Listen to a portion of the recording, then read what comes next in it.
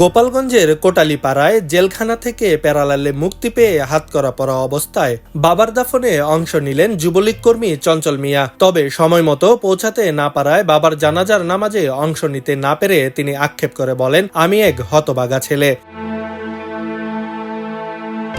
কোটালীপাড়া থানার এসআই সুব্রত কুমার জানান, যুবলীগ কর্মী চঞ্চল মিয়ার বাবা শনিবার রাত ৯টার দিকে উচ্চ রক্তচাপ ও শ্বাসকষ্টজনিত রোগে মারা যান। আজ রবিবার দুপুর ২টা ৩০ তার জানাজার নামাজ অনুষ্ঠিত হয়। চঞ্চল মিয়ার স্ত্রী বিলকিস বেগম সকালে প্যারালালে মুক্তির আবেদন করেন। আবেদনের পরিপ্রেক্ষিতে চঞ্চল মিয়াকে দুপুর ১টা থেকে বিকাল ৪টা পর্যন্ত ৪ ঘন্টার জন্য প্যারালালে মুক্তির অনুমতি দেওয়া হয়। তবে প্রয়োজনীয় কাগজপত্র জেলখানায় পৌঁছাতে দেরি হওয়ায় তিনি প্রায় দুপুর ২টা ৩০ মুক্তি পান। পরে পুলিশি পাহারায় তাকে ৩টার দিকে চিত্রাপাড়া এম খান উচ্চ বিদ্যালয় মাঠে নিয়ে আসা হয়, কিন্তু তিনি সেখানে পৌঁছানোর আগেই তার বাবার জানাজার নামাজ শেষ হয়ে যায়। পরে হাতকড়া পরা অবস্থায় বাবার লাশের খাটিয়া কাঁধে তুলে নিয়ে চিত্রাপাড়া কবরস্থানে দাফনের জন্য নিয়ে যান চঞ্চল মিয়া। দাফন শেষে বিকাল ৩টা ৪০ দিকে পুলিশ তাকে আবার গোপালগঞ্জ জেলা কারাগারে নিয়ে যান।